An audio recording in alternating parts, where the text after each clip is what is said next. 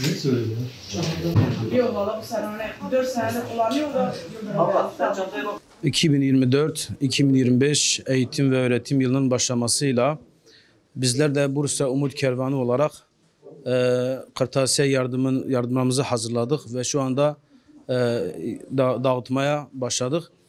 Başta yetimler olmak üzere ve ihtiyaç sahibi yüzlerce çocuğumuza bu yıl için eğitimlerini yapmaları için kırtasiye yardımında bulunacağız.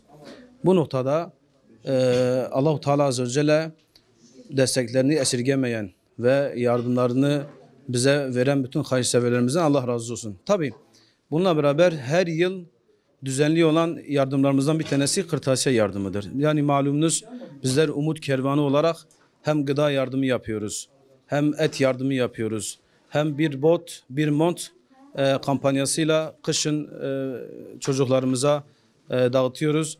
Ve bununla beraber sabit olan yardımlarımızdan bir tanesi de kırtasiye yardımıdır. Çünkü kırtasiye yardımı gerçekten mükellef, yani ağır bir masrafı olduğu için bizler de Umut Kervanı olarak hem babasını kaybetmiş, annesini kaybetmiş, bu noktada gücü olmayan ailelerimize elhamdülillah desteklerimizi veriyoruz.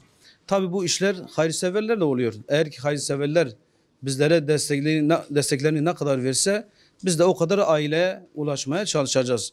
Elhamdülillah her yıl artıyor. Bununla beraber hayırseverlerimiz de artıyor. Hayırseverlerimiz ne kadar artarsa o kadar daha çok fazla çocuğa, daha çok yetime, daha çok garibana yetişmeye çalışacağız.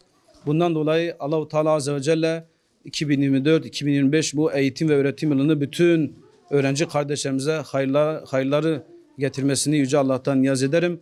Allah Celle Celaluhu bütün hayırseverlerimizden razı olsun.